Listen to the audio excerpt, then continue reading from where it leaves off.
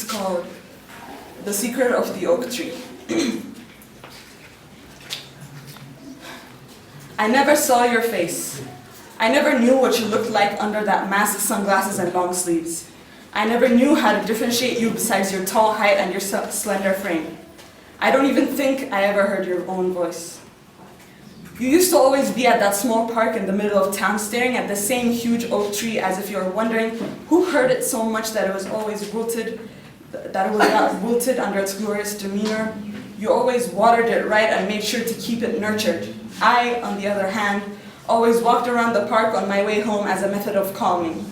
I was always a nature person, but slowly you started to gain my attention. I'm usually the shy type with people I don't know, but I also am one to fall victim under my curiosity and simple mind, even though I have not failed to notice that you ignored everyone who passed by and tried to make conversation. I approached you one day and said, "Hello." You didn't even turn around or flinch a tiny bit from my disruption in your environment. Lovely day, isn't it? You continued to narrow your surrounding span and gaze up on the tree. And for some more weeks that came and passed, I kept on trying to talk to you every day. The results never changed. After some point, I nearly gave up and started gazing up the oak tree with you. Sometimes I even got there before you did. We gazed up the same tree a small distance away from each other all the time in absolute silence, except for the sounds of the small land of nature floating through us. I slowly started to make my peace with your silence, slowly started to enjoy your presence. I said nothing except tiny words I said to myself regarding the essence of the sense of peace. Do you think this oak tree has no acorns or is not as hard as the others because it was forced to by the outside or because it gave up and died a little bit inside? I don't know how I saw your eyes widen from behind your sunglasses before you slowly looked down to look at me. I don't know how I noticed that and turned around to meet your shielded eyes all the same. I was so much in awe of all I was noticing from you that I forgot I must have looked like an idiot from my shocked expression and then my unholding grin.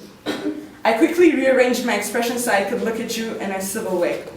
And that was when I first heard your voice. As pretty as this park may be, as nurtured as these plants may be, I think they hurt the plants before they grew them to be what they are now. Of course, I have not failed to notice the applications of your statements in all the years I have been here, but it felt different coming from you.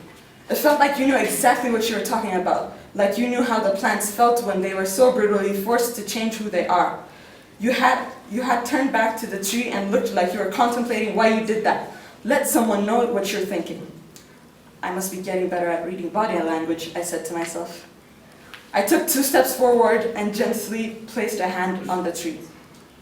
And I think that this tree has had it the most. To change so drastically from its very innate nature and yet to stand so tall and so proud, to show that it is okay with what it is right now, even though it is ways different from its job description. This tree must be one of the strongest I've seen so far, despite its old age and its falling bark. When I stopped speaking, somehow I felt it before you're even turning the whole way around to see your shocked face looking at me, gaping. Of course, it's not like I saw your face or anything, but at this point I have become so accustomed to your existence that I can tell even by a little bit. It was then I noticed why you had never talked to anyone in this park before, why you had ignored me too when I tried to make conversation, why you thought no one was worthy of an explanation. No one had ever asked you the right question. For the days that kept coming and going, we met at the oak tree every day and made slight conversation. Sometimes you would even have some tea with me and we'd talk till the night sky broke over our heads. It was in those small moments that I first heard your own voice, first heard you laugh so genuinely and so purely, first saw you make hand gestures to describe what you meant with those long slender hands like everything that is you, first heard you made a joke, and sometimes, just sometimes, you dropped pieces of yourself in the middle of your words. You dropped pieces unnoticed and carried on, but I noticed. I noticed everything you did. One of those days we met at the oak tree, the day we chose to have a picnic. I found you staring at the empty gush of air where it should have been. We knew this day was coming since we agreed on the pain of the oak tree, since we knew it was slowly having enough. I didn't know how attached to it I was until I dropped all my belongings and started weeping from deep inside my heart. You stared at the empty space for a long while, and I stood a few steps away, weeping for my life.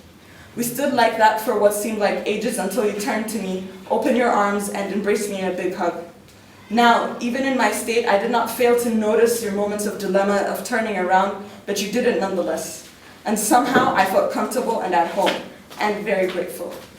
So I cried like there was no tomorrow while you held me like in your strong arms, and I was willing to believe that somehow, just somehow, you were crying too. Eventually we had the picnic where the oak tree was supposed to be, and that was the day you told me. That was the first day since the first day you talked to me that I was frozen in shock. You told me your name. As I turned around to channel my shock, I noticed that you were taking off your mask, slowly as if you were trying to decide if it was the right decision or not. I could not do anything, so I just sat there and watched. I watched as you unearthed beauty I had never even heard of before. I watched as you cleared your throat so you could speak clearly in your own voice. I watched as you slowly looked up and turned your magnificent eyes into mine, and I felt like you were staring not at my face but deep into my soul. And I watched as you showed your true self to me beneath your blinding beauty. I had no choice but to notice the crevices under your spectacular eyes as if you had been sad and hollow for a while.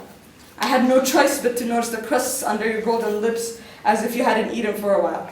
I couldn't help but notice that beneath your awe-incurring exterior, there was a soul inside, broken and mending. It was then that I noticed why you never showed your face to people. It was then that I noticed why you did everything that you did that led up to this moment. It was then that I realized you hid your face so people could see your heart. The oak tree was replaced by one that had acorns and flowers.